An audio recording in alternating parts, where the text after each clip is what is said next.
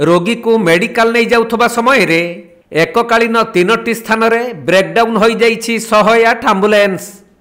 एपरी घटना ढेंकानाल जिल्लार विभिन्न अंचल में घटिथिबा बेले रोगी नहीं जाउथबा 3टी एम्बुलेंस ब्रेकडाउन हो जाइथिला, जहाँकि कंकड़ाहाड़ सागरबारी गाँव जड़े रोगी को नहीं 108 एम्बुलेंस आसुथबा समय रे गाड़ीटी खराब हो जाइथिला।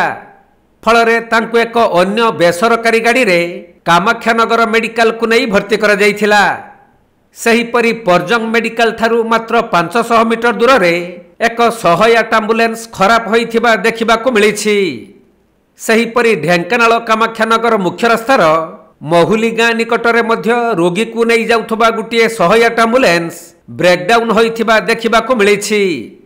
तेबे 108 एम्बुलेंस गुड़िकर सठिक भाव में यांत्रिक त्रुटि को मरामती करा जाउ नथुबारु विभिन्न स्थान में 108 एम्बुलेंस सेवा विपर्यस्त हेउछि।